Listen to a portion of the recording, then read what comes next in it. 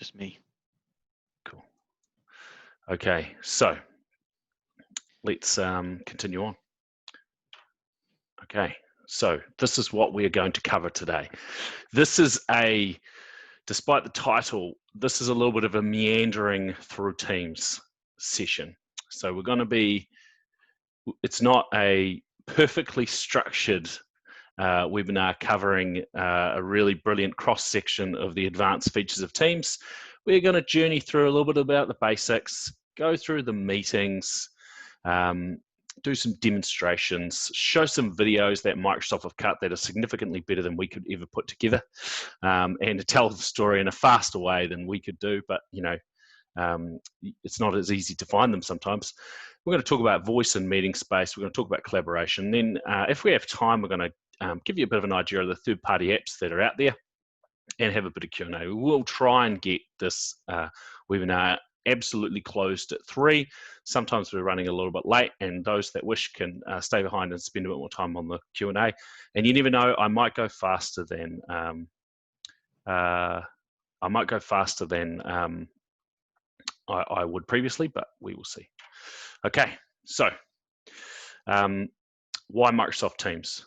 Very quickly, I won't spend much time on this slide. It's a very powerful tool that has had a sharp trajectory going upwards as to how popular it's been since it launched just a little over 3 years ago.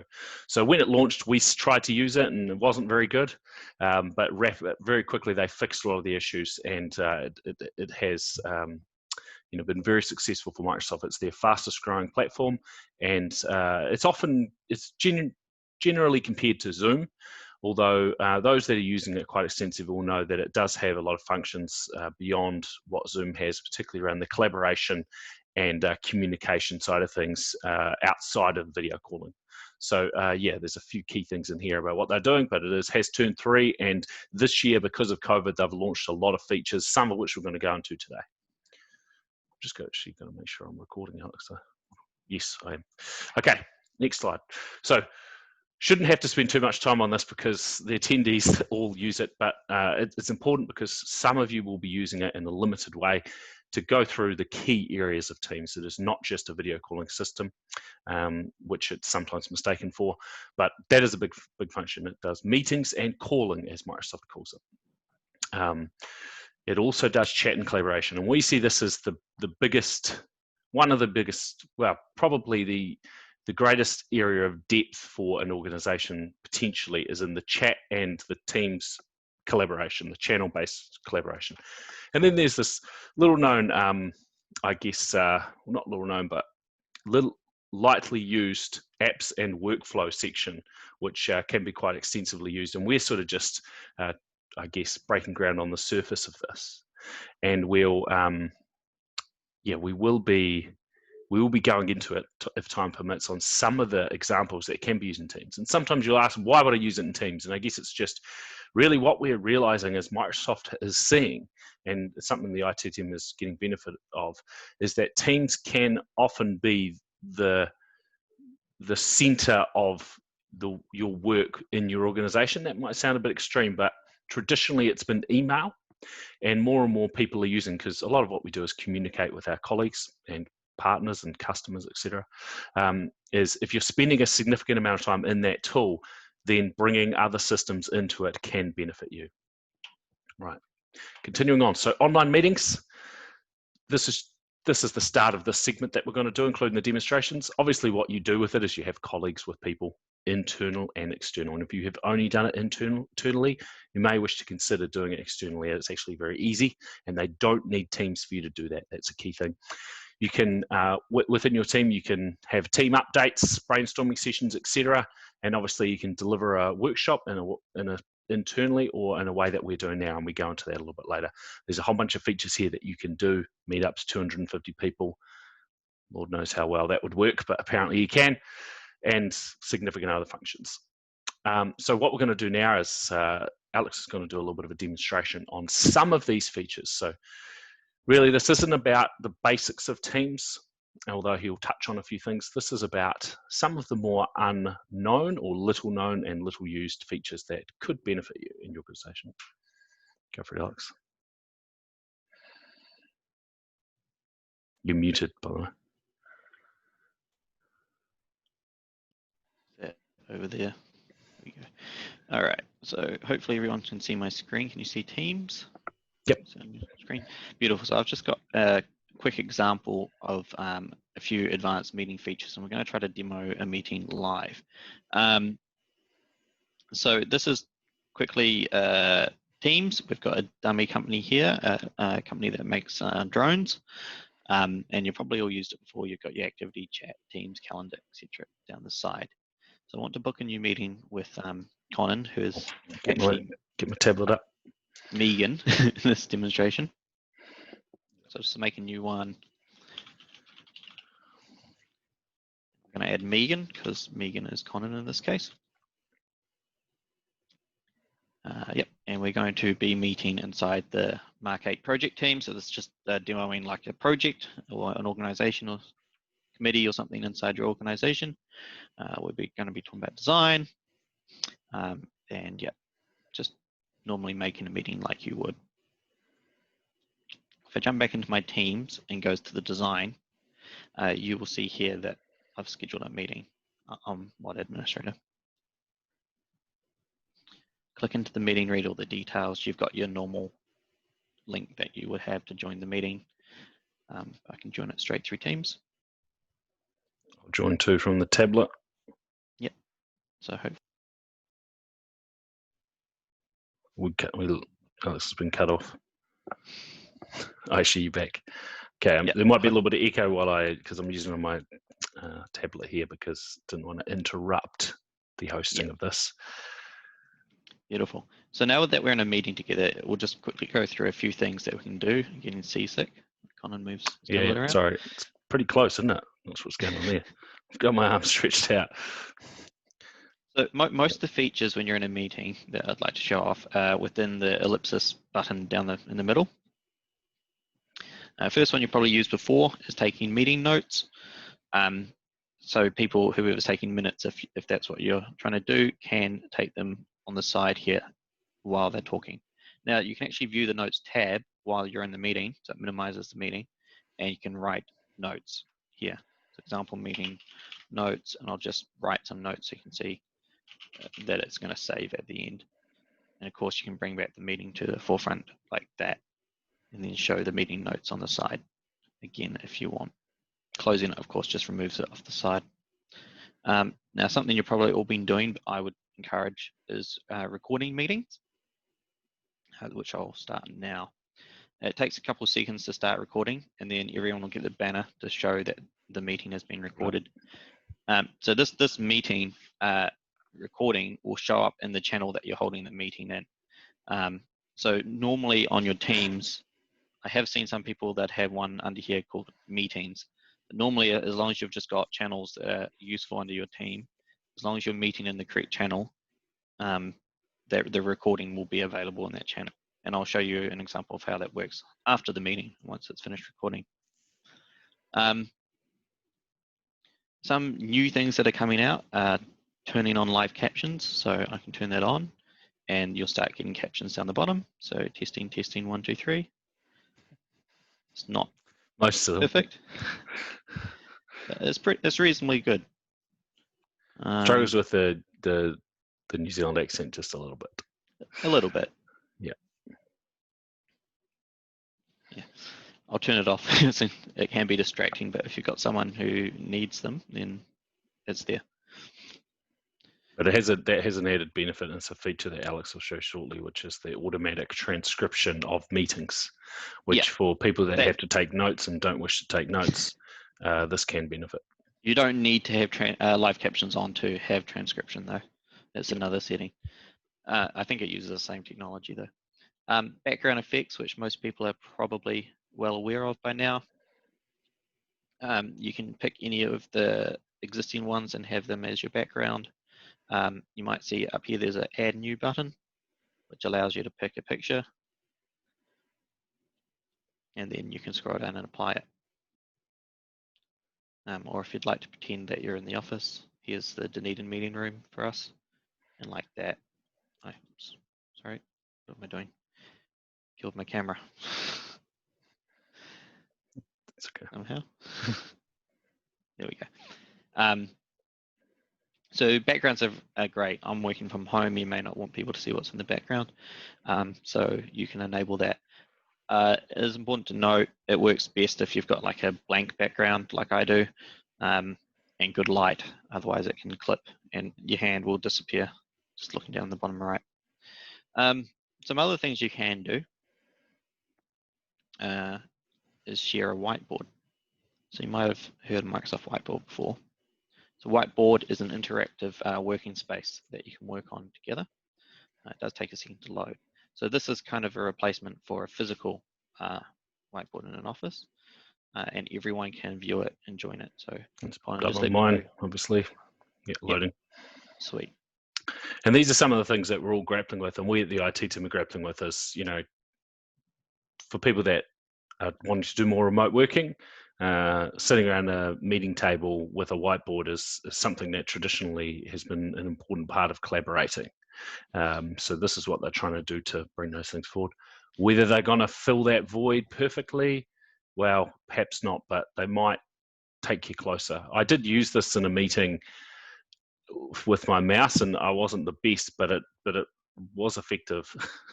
It did the trick, which was pretty cool.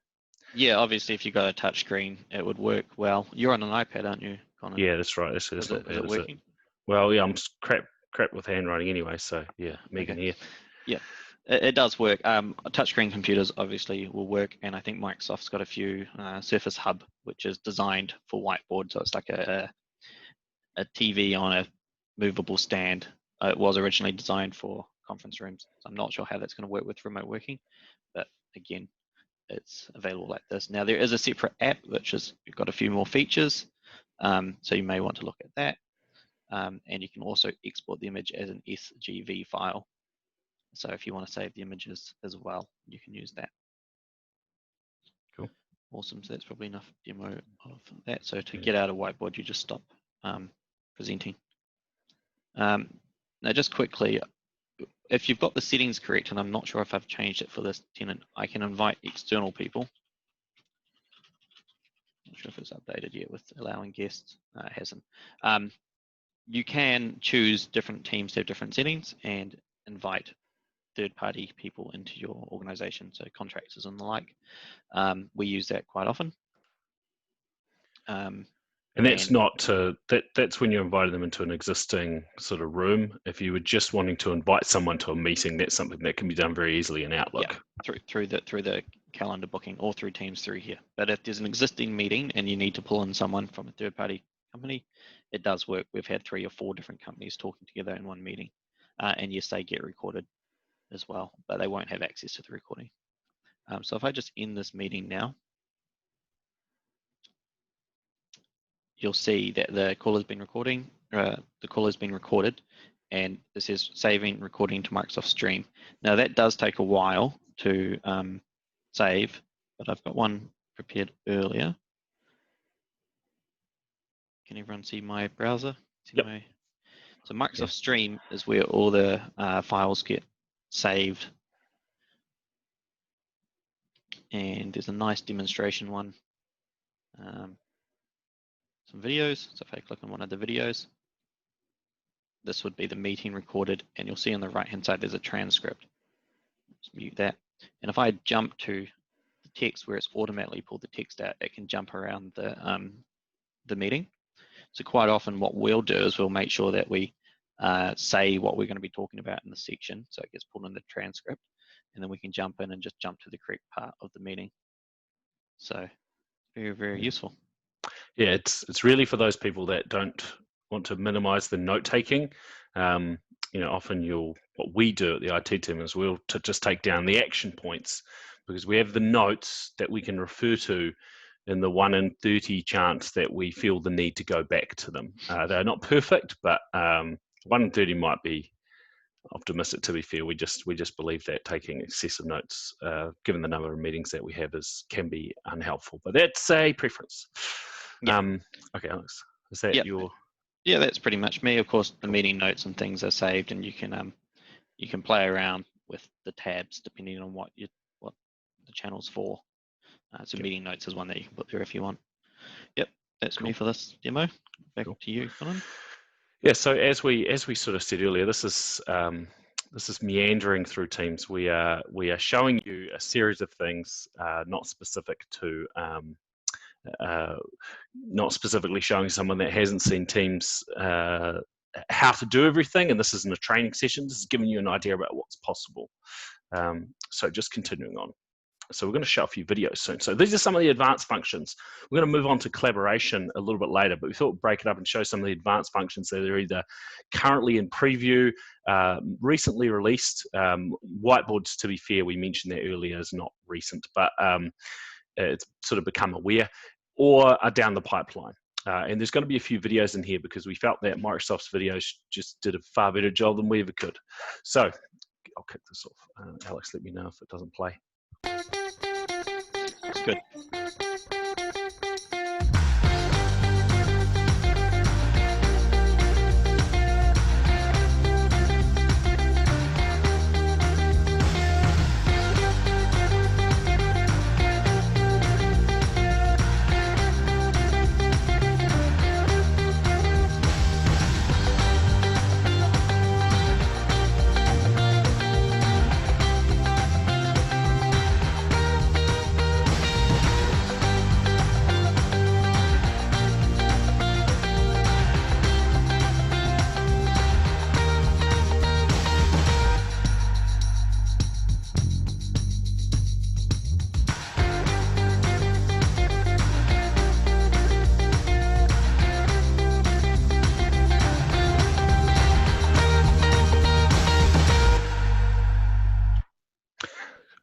Excuse me. So as you could see in that video, I didn't want it to bloody play again.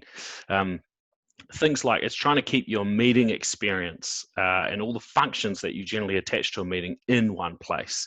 Agendas, notes, recordings for people that can't attend, and with transcriptions adds benefit to that.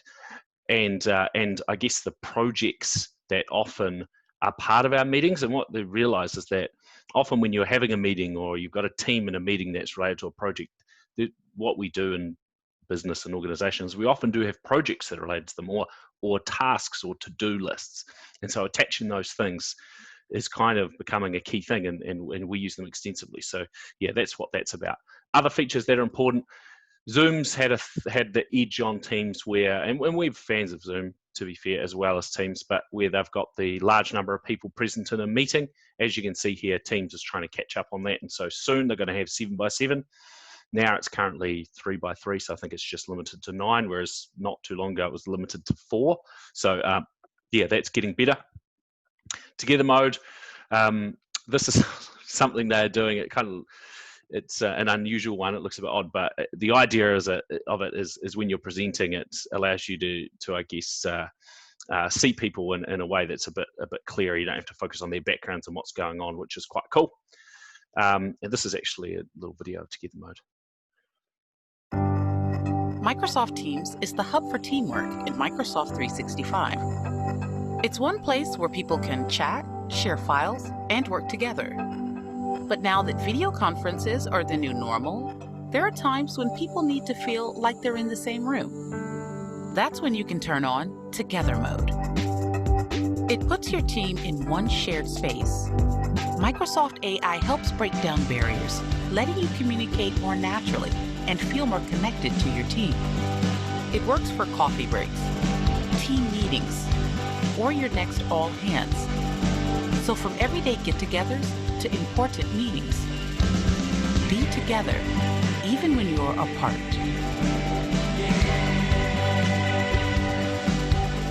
So I can tell you that Microsoft's example looked a hell of a lot better than when we tried it today. But the idea is, I think what they're going to do, and we saw it in Spire, is they want to have things like eye tracking that allows you to see who you're looking at. So they're really trying to step up the remote meeting thing, which for us, and we'll talk about that a little bit better, is appealing. So yeah, Whiteboard, as we said, yeah, as you can see, this is a lot better than the example that Alex and I attempted, but you do get the gist of it. It is an ability to to draw things and create visuals where otherwise you can't. Video filters, this was mentioned, just allowing you to improve how you look. Noise suppression, it's improving its ability to cut down noise, particularly if you've got a microphone, and we would always recommend that for you and your colleagues, you use something like this. It's not the best looking thing, we've got other ones like this, but using a mobile phone headset is always going to be inferior, and using the built-in laptop microphone, I've got to say it should be becoming a no-no, and if you are using that, you should start to consider whether it's ideal. It's like someone that just does phone speakerphone on their mobile phone, which isn't very great for you or the people around or people that are listening in. Right, now we're going to talk a little bit about Cortana. So this is a new feature that Cortana is something you may have heard of before. You may even be getting emails from Cortana in Office 365, depending on the license that you have, which is telling you of things you may have forgotten, suggestions for you doing it, for what you need to do that day. Cortana is Microsoft's AI engine, similar to something like Siri or what's the Alexa. But Microsoft are seeing it as going a bit further than that. And there's some cool features coming out. So you can obviously ask Cortana to make a call and probably take a recording and probably, you know, do it, set a timer for a minute. But the idea is there's a series of AI functions that Cortana is going to be continuing to bring out, which are quite cool. It's a little bit gimmicky, to be fair, but, you know, once it starts to work, then it stops being a gimmick. Whoops. Okay.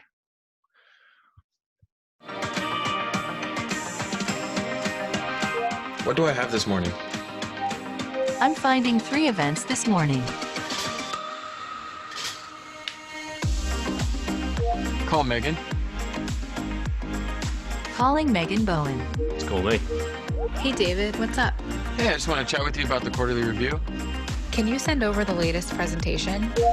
Share the quarterly review deck with Megan? Should I share this? Yes. I'll send that.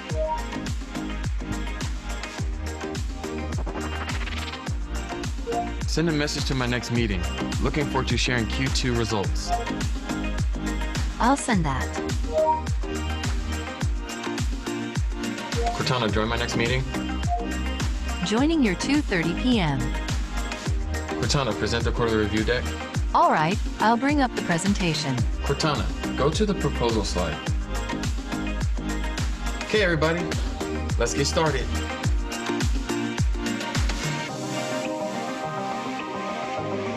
Cool. So that was probably the sort of Alexa style, but it is something that they are doing more of. And I'd love to know if people, feel free to use in the chat, if any of you have seen those Cortana emails that you may be getting as of recently in your email, which is suggesting things you have forgotten to do, some tasks. And I have, it actually has caught me and helped me a few times. So I'm interested to know if people have seen that. Continuing on, new tasks. The tasks function in Microsoft is actually really powerful. It's unifying the Microsoft To Do and the Planner app and the integrations of your tasks or flags that you've had in Outlook. Microsoft sees this as part of the meeting and teamwork experience, and we do agree. Our most effective meetings or our projects that we have regular meetings as part of, when we utilize Planner To Do or the tasks system, it really helps. It creates reminders for people, it creates a structure, it effectively underpins our projects.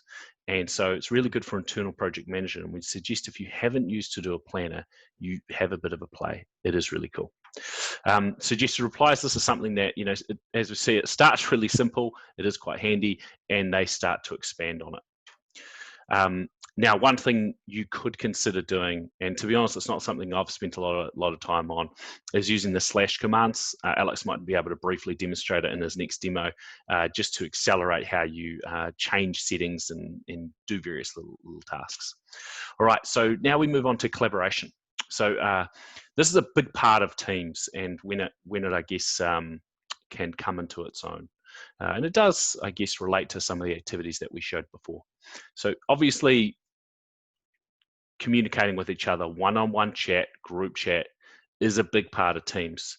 It's not something new. We've been doing it for a long time, instant messaging, and then things like Facebook and WhatsApp and whatever, Skype for Business even. But, you know, we use it extensively as an organization, and we've found it to be a way to increase our speed. We email less, we get responses faster. We don't have to be as formal as a team. We can, so generally it just increases our pace of working. Yes, we probably interrupt each other more, to be fair, but we believe the trade-off is beneficial. We can edit documents, and we do that live. And obviously you can organize your teams by channel, which is quite an effective way to work, because we have teams, traditional teams, and then we have project teams. Right, a bit of a demonstration here. So Alex is going to show just a few things that are beneficial to look at. It's not a perfect outline of what collaboration can do in its entirety, but it will just give you a few ideas. Oh, you're muted again, Alex. Nice one. You're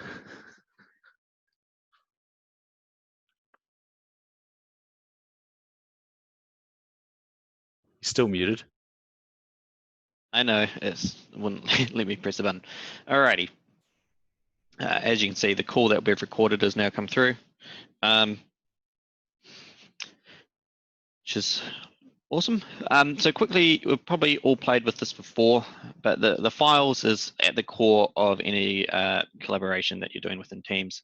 So within this design channel, we've got a whole bunch of files that have been shared, and I can edit them within Teams. At the IT team, we probably use Teams to edit or quickly edit documents more than any other form. I'm not sure, Connon, can you open this up on your tablet? Yeah. Yep. Up. So I can edit a document from within Teams. I'm not actually leaving the interface. And yes, co-editing also works through Teams. And hopefully Connon will be able to bring that up on his iPad. That usability test 2.31, right? Yeah, that one. Yeah. Open it up at the same time as me and edit from a mobile device, potentially even using a 4G connection. So this isn't a, just by the way, sorry, while I'm loading, Alex, didn't mean to cut you off. If you guys haven't used using apps like Word and Teams and etc. on iPads and phones has traditionally been average, but it is getting better, and that's just how Microsoft goes. They usually don't launch a function perfect, but if you haven't done it for a while, you know, it's not ideal. You wouldn't use an iPad, particularly with a little one like this, as your primary device, but it's starting to get more and more functional. And so I suggest if you tried it in the past and thought it was a waste of time, feel free to try again. Sorry, Alex, as you were, mate. All good. Yeah, so as you can see, Megan's made it in, and yeah, we can edit, and I can jump to where she is. I mean, yeah, there you go, Con. So this is at the core of the collaboration. Now I'll close the document. One thing that you can do as well is have external teams. So teams are not limited just to internally. Teams can be also external, so you can create them with other companies and maybe share documents between the two. It's pretty easy to do that. All you got to do is jump into here, add member, and then type an external name in. Yeah, so it says you can also add people outside your organization as guests by typing in their email address, and then they just show up under members and guests. I don't think we do have any in this example, but they just show up as a guest, and then you can remove them as well when it's done. Normally what we do when we're creating a team that's going to be shared with the external, we would type in up in here, we'd say external, so that way the people in our organization know that there's external members within that team. Also, if I jump into the settings, there is some guest permissions here, and you can set whether or not guests can create and update channels or delete channels. So if you want to have people that are actually working with you and want to make new channels as they see fit, external people, you can turn that on and off here. Now, something that we use quite a bit, and we've actually got a Tech Notify email alerts come through to the channel, so we can all get them in Teams, is you can email a particular channel within a team. So to do that, you want to click on the little three dots, and you'll see this one there, get email address, because every team and every channel has its own email address. So if I grab this email address, just copy it, and then drag across my emails, not that. And I can just open up a particular document. Is there anything particular I can forward? So this could be an email. This could be an email from an external client or something like that. Yeah, while Alex is doing that, just a couple of suggestions for why you would want to do this. So we have a few cases that we use it for, but so obviously we have Tech Notify, which is when a customer or a technician wishes to tell our team of a change that could result in a problem that is occurring. And so we want our team to be able to, well, A, see it, but also discuss it. And so that comes through. It also goes through their email, but it comes through there as well. So we've got it going to multiple places. Secondly, you might decide that you want to forward something like an inquiry or a sales email through to this channel, because it would allow you guys to see it, and then you can discuss who's going to get it and possibly say, hey, I've dealt with it. So there are lots of ways to do it. It's kind of a way to not necessarily force it to be seen, but allows it to be engaged with over, in a way with your team a bit faster and possibly a bit better. So yeah, there's lots of other things. Notifications are obviously one, but yeah, so something to consider because we're still trying to understand the use cases for it. Yeah, and as you can see here as well, that it's pulled through. I just forwarded through the email, and it's pulled through, and you can actually view the original email here. It'll download an email file for you to have a look at. But it does pretty good with the formatting. You probably don't need to worry. So I can comment on it. So I'll get this one. Yeah. You can also set up the channels and teams to allow external people to email in. By default, that's not enabled. So if you're wondering why people are not getting, you've asked someone externally to email you and you're not getting it, you need to go into the settings and make sure that's enabled. A few little cool things we've done, or they've done, is translate. So in this particular example, we've got someone from China. Click translate, and it translates it there.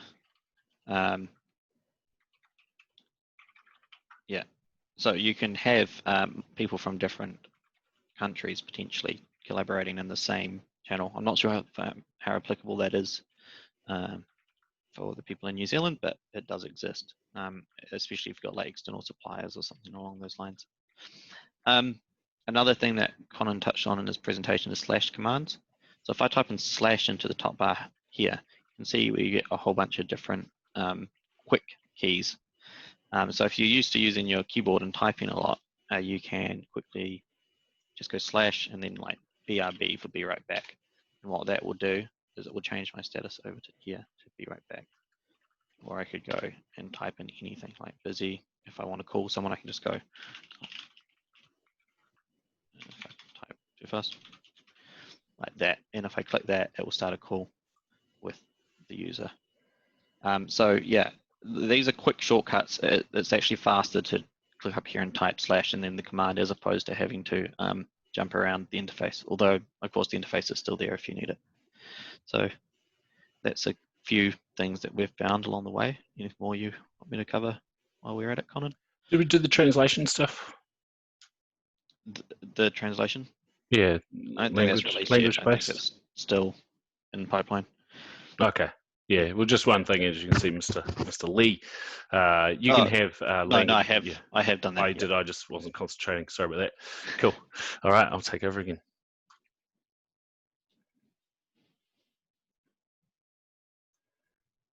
Okay. Just with that. Yeah, so just continuing on, Teams voice calling. We wanted to demonstrate this, but it was just a bit challenging. And one of our guys that was going to come on and do it was a bit busy. But Teams calling is something that can be done. And it's something that we're sort of understanding at the moment. You can transition your phone system from a current handset-based one or something like 3CX technically to Teams. And it works, as you can see up here. It allows you to call people. You can call, you can obviously call a normal number and perform a regular call inside the one interface. Now, the critical thing is, I guess, why you want to use it. So you have a current phone system, why you want to change. It is a good calling system. It's good quality. It's managed in Microsoft 365. You don't need a server. You don't need anything to manage or support or any sort of additional licensing over and above what you pay for the licensing service. And really, I think the key thing is reducing complexity, etc. But if you're using Teams a lot, it's another feature that another system that you don't have to have outside of that. What I will say though is a couple of key things about this.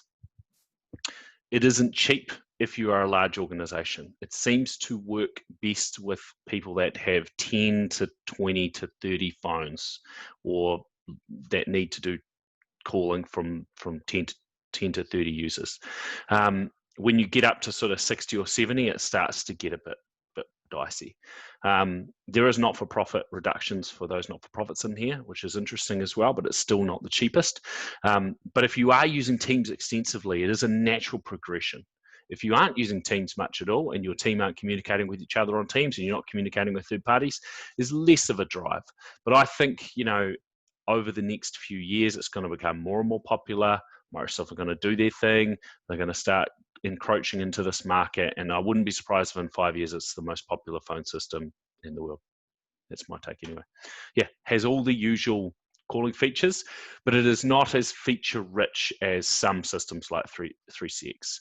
But it is a thing to consider. I'm just going to pop up a poll. Actually, do this now. Can I move this away? There we go. Okay, so you should be able to see this poll, I hope.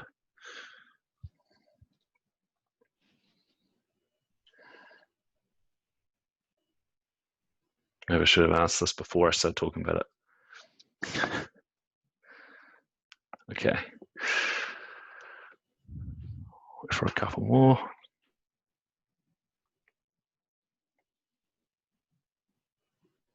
Okay, so yeah, as you can see, there is a few people. Most people are interested, but they want to learn more, and fair call. And it does take a bit of time. And if it's something you're interested in, feel free to reach out to us to understand more. It's not a simple system to deploy. It is and it isn't, but just understanding whether it's suitable takes a little bit of time. Okay, just continuing on. This is the type of phone you'd have with Teams.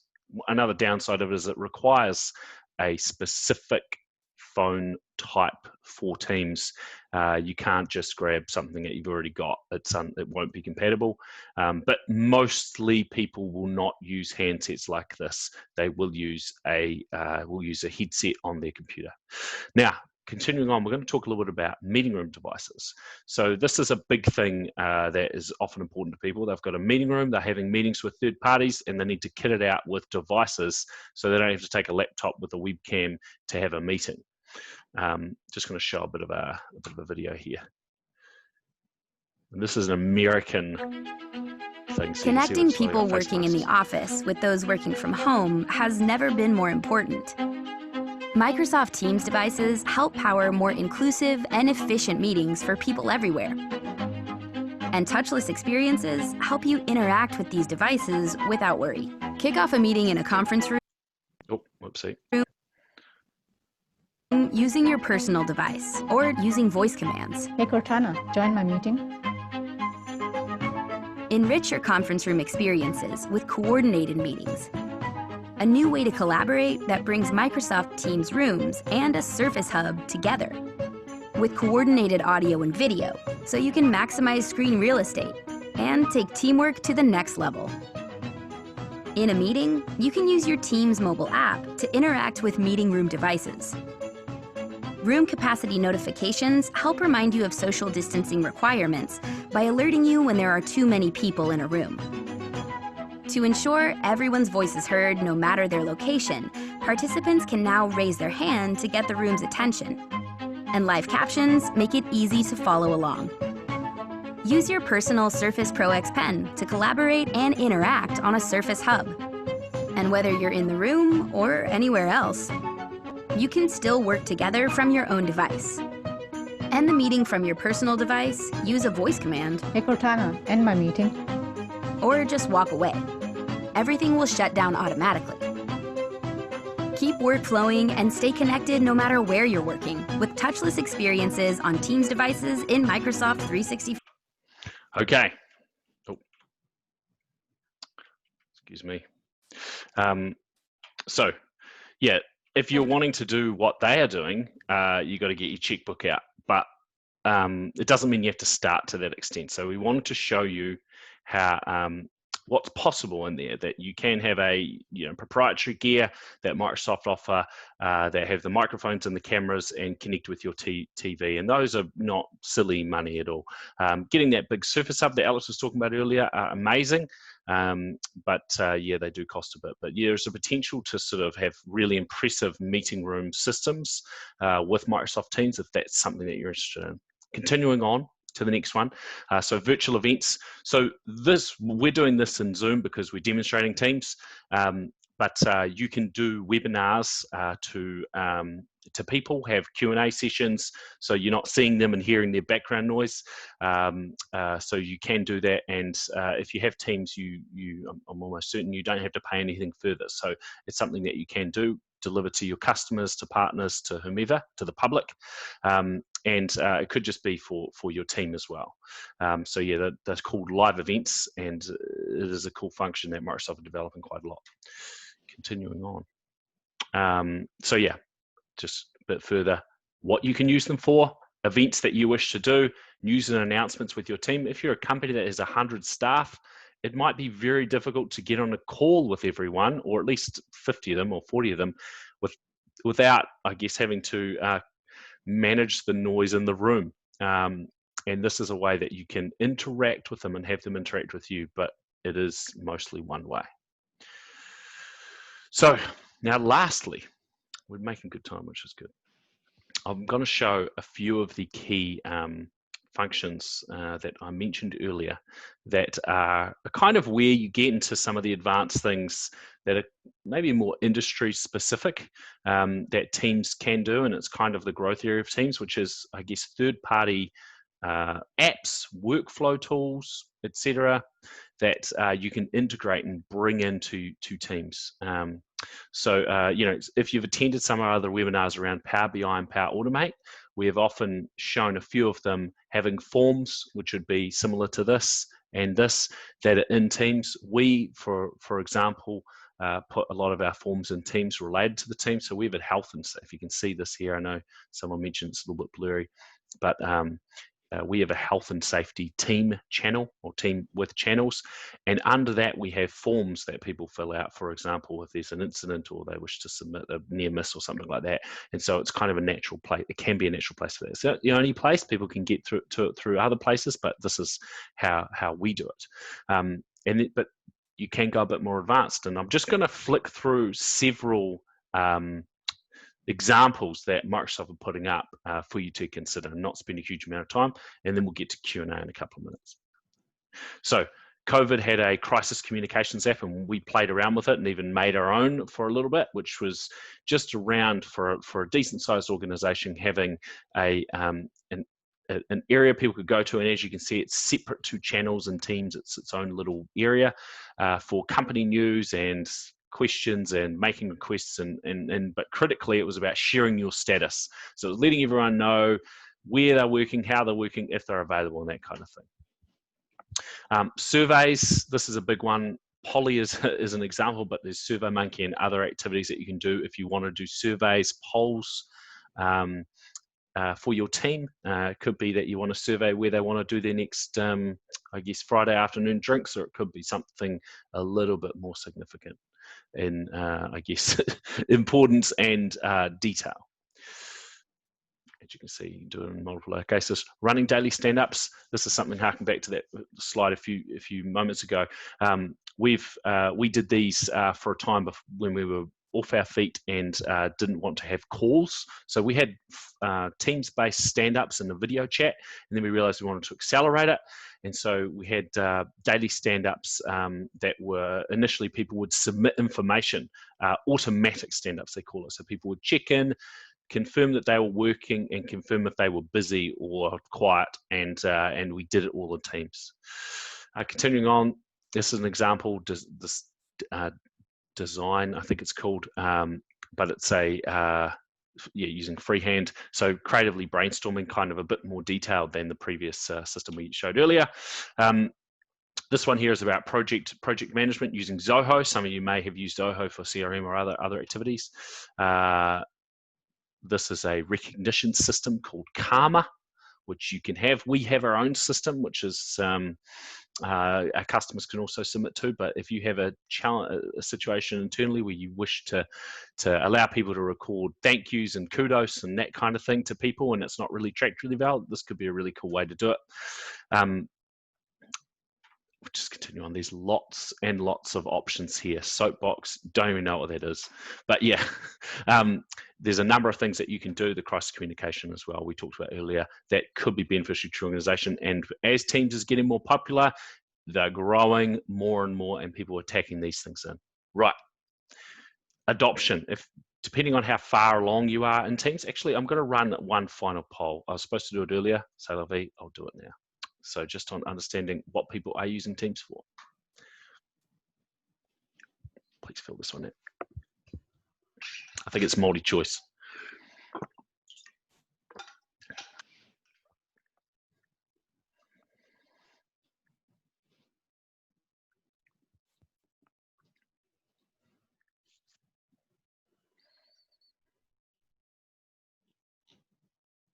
Good.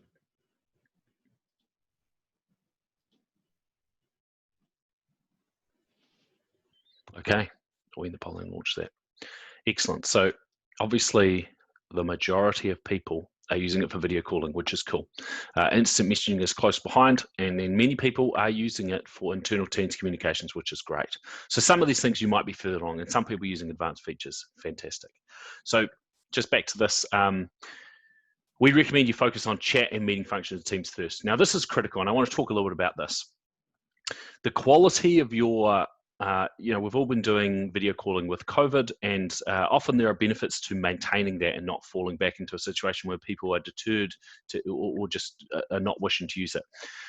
Having the right equipment for people that are needing to do this frequently is key. We spent a lot of time pre-COVID trying to improve organizations' abilities to have remote workers, people in different regions, and usually the biggest challenge was they just didn't have the kit, and so people got frustrated with them attending meetings and kind of being unable to hear them or unable to collaborate very well.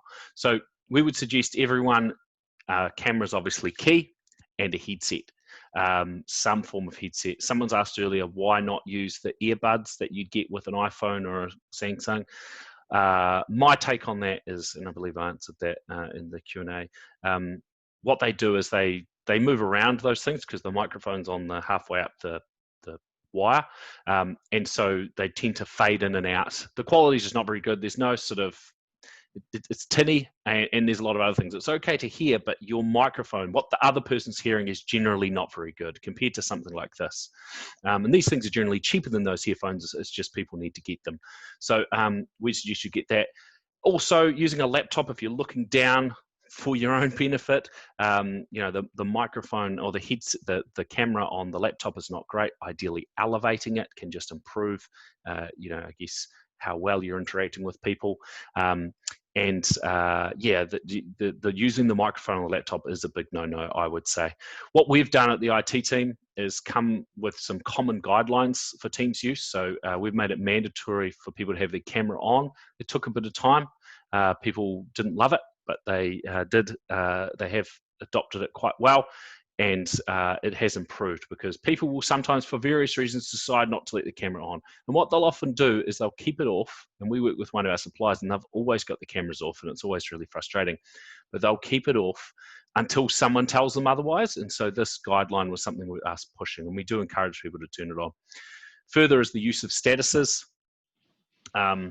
If we have a bit of a rule when we're remote working that if you're going to be away from your desk for more than an hour, you need to put a status on, or basically you need to respond to a Teams message within an hour. And it has really helped to take away those situations where people feel they can't find someone. Continuing on, monitor usage and feedback. Encourage people to go there and use it. send messages, encourage them to report back. If they believe they can get a good response out of people by using Teams, they'll start to use it more. And And I just continue jump to in discuss it. Yeah, go for a ahead, mate. sec on it as well. In the back end for any administrators, you can see like channel stats and that kind of thing to see who's using it, who's not using it, who's using the camera, who's joining lots of meetings, etc. There's all the numbers are there. So if you do want to see how your adoption's going in hard data, you can jump in and have a look there if you want. That's cool. Yeah, and also if Teams is used by just a few people, it could be worth setting up a training session on the basics and explain why using it, not just how to use it. What we find, and this is just an example, is and COVID really did help push this along, is that the first time people have a Teams meeting or a video call with Zoom or whatever, they don't love it, particularly if they're not really into that type of thing. They don't use it personally, I mean. And then the second time, it's a bit easier. They can get started to talking a bit better, particularly if they've got the gear. And then they like it a bit more. And then after 3 or 4, they're just fine with it, and they just are quite happy with it, and the complaints start to disappear. And I think regularity of use is actually an important thing to making sure it works. And so if you're trying to get people to use it, and you're trying to maybe what you're trying to do is have a meeting. An objective is to have a regular meeting, a weekly meeting, where people don't have to all be in the same location. And you just ask people, hey, for the next month, we want to try it on Teams or Zoom or whatever, but this is a Teams webinar, so we just really like people to use it. And then, hey, it's not going to be perfect, but let's just try it for 3 or 4 times and see how it goes. And that can be a good way to get started. All right, just continuing on. How has it changed the IT team? So we're now 6 weeks into a 3-month hybrid working trial, which is allowing staff to work from anywhere, and it is going really well. Majority are working remotely, and it's improved our team satisfaction levels, and it has, surprisingly to all of us, improved our productivity. And if anyone wants to know more about that, we'd be happy to talk about it. I'm sure there's a blog coming soon. Right, where do you start with Teams adoption?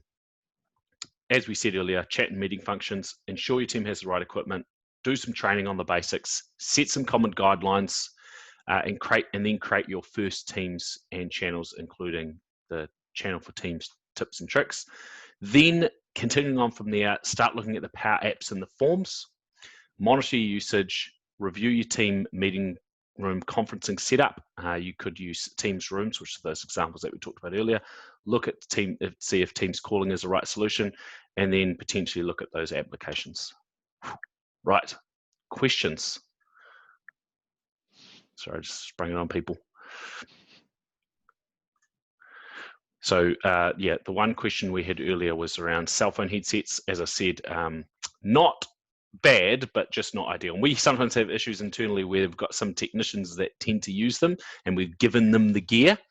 And so it can be a little bit frustrating for us. So we tend to just, I guess, agitate people by saying, where's your headset? Where's your proper headset? We can't hear you very well. And it's true.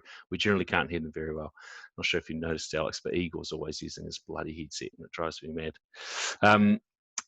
Yeah, so just waiting for a moment if we have any other questions. Is there anything else you wanted to add, Alex? Not really. Just one thing to add, I guess. Teams is constantly evolving. So there's going to be more and more features added to it all the time, even things that are not in this webinar, especially due to COVID. So there's going to be some pretty awesome things coming out, I'd imagine. Yeah, that's right. Yeah. So Zoom, as we said earlier, we really like Zoom. Why you'd use Teams over Zoom? You probably already got a license for it, but it has more functionality for you to work inside your team and collaborate and communicate. Betty's asked a question. Could you do this in this presentation in Teams? Yes, we can. The reason why we haven't is primarily in this case, because it's very difficult to demonstrate Teams while you're doing a Teams live event. But the other one is we've been pretty lazy. So we have had other webinars recently where we could have, and we just didn't get our act together. But I'd say in the next few weeks, our presentation is going to move from Zoom to Teams. So one of the reasons is because we have to pay for Zoom. Secondly, we've just been asked, are we looking at Teams as a 3CX voice replacement? Good question. So for us internally, we can't yet use Teams because we're a call center, but for our customers, we are actually. The challenge is it is a more premium service in price, and so people have got to be using Teams to I guess make it worth it for them. They have to be already in there and already making calls, and it tacks it on, and it's a natural progression for them to simplify the amount of tools they have. But at the moment, for now, with the price that it's at and the way that Microsoft price it, which is generally with the providers bundled in a per user rate, unlimited calling and that kind of thing, which probably drives the price up a bit. The way it is now, 3CX is reasonably cheaper, particularly for a large organization, and Teams is really good for if you're primarily a headset only company. If you had 40 staff and you wanted 20 of them to have handsets, I think Teams is going to be you'd have to really want to use it because you'd have to buy these reasonably expensive phones. So we think it's got a place, it will, and I wouldn't be surprised if the IT team are using it shortly because we're big Teams users. But for now, we believe 3CX does have a place. Will continue to be an important phone system, and it's more feature rich, to be honest. 3CX. Okay, if we don't have any more answers, we will finish up. What I will ask you to do is when this webinar closes out, you're going to be asked for to fill in some feedback. Please do so. Be as brutal as you can. It's the only way, we like to get better at these. And we're going to continue to do these fairly regularly. Also suggest some topics, not just in the 365 sphere, if you like, anywhere. That's what we'd just love some ideas for what you guys believe would be beneficial for you to see. Okay. Thank you very much, everyone. You guys. And